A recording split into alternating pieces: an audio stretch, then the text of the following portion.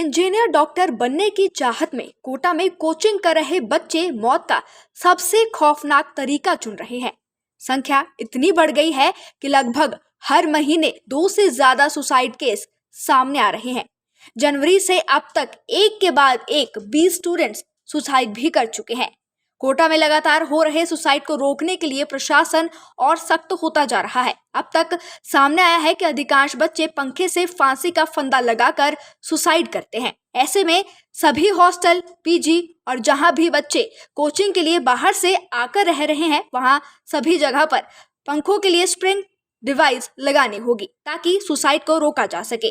जिला कलेक्टर ने एक आदेश भी जारी किया था कि वो जल्द पंखों के लिए स्प्रिंग डिवाइस लगवा रहे हैं।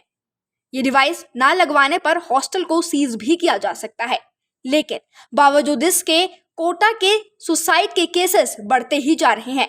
कोटा में स्टूडेंट्स के सुसाइड का सिलसिला थम नहीं रहा है। पढ़ाई के प्रेशर में स्टूडेंट्स यहां लगातार जान दे रहे हैं। रविवार को भी 2 स्टूडेंट्स ने टेस्ट सीरीज में कम नंबर आने से तंग आकर सुसाइड कर लिया। इसके बाद जिला कलेक्टर ने कोचिंग्स में टेस्ट लेने पर रोक लगा दी। फिलहाल रोक 2 महीने के लिए लगाई गई है। रविवार को 4 घंटे के अंतर पर 2 स्टूडेंट्स ने आत्महत्या कर ली थी। इस तरह इस साल जनवरी से 28 अगस्त तक 24 मामले सामने आए हैं।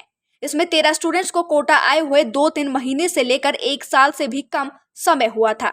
7 स्टूडेंट्स ने तो 1.5 महीने से लेकर 5 महीने पहले ही कोचिंग इंस्टीट्यूट में एडमिशन लिया था। इनके अलावा 2 मामले सुसाइड की कोशिश के भी सामने आ चुके हैं। रिपोर्ट्स के मुताबिक रविवार दोपहर को करीब 3 बजे लातूर के रहने वाले आविष्कार संभाजी कासले ने कोटा में कोचिंग इंस्टीट्यूट की 6ठी मंजिल से कूदकर सुसाइड कर लिया। स्टूडेंट तलवंडी इलाके में 3 साल से रह रहा था। वो यहाँ नीट की तैयारी कर रहा था। वो रविवार को रोड नंबर 1 स्थित कोचिंग इंस्टीट्यूट में टेस्ट देने के लिए आया था। रविवार को रात 7 बजे कुन्हाड़ी के लैंडमार्क एरिया में आदर्श अपने कमरे में फंदे से लटका मिला। आदर्श बिहार के रोहतास जिले का रहने वाला था। स्टूडेंट नीट की तैयारी के लिए 4 महीने पहले ही कोटा आया था। यहाँ लैंडमार्क एरिया में भाई बहन के साथ फ्लैट लेकर रह रहा था।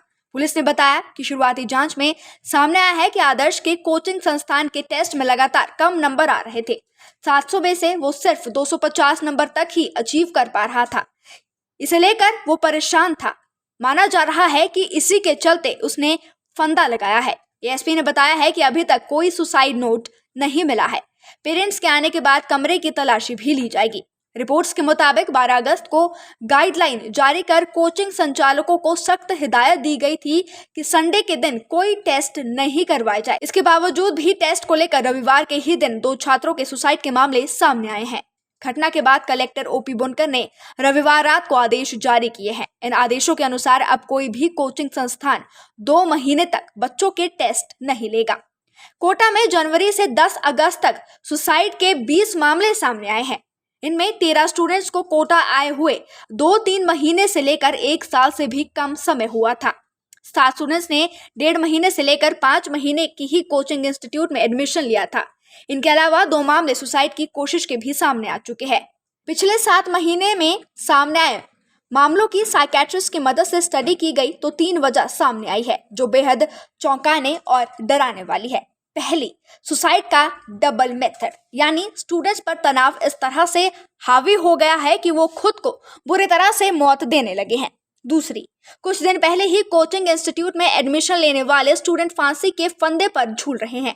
तीसरी वजह है कि पेरेंट्स का बच्चों पर बढ़ता दबाव और सेपरेशन एंजाइटी। ये भी स्टूडेंट्स की मौत की सबसे बड़ी वजह बन रही है। एक्सपर्ट इसे अलार्मिंग स्टेज अब मानने लगे हैं। विशेषज्ञों का मानना है कि अगर जल्द ही बढ़ते सुसाइड मामलों में कोई स्टेप नहीं उठाया गया तो इससे भी बुरा दौर देखने को मिल सकता है। Nation speaks bureau report.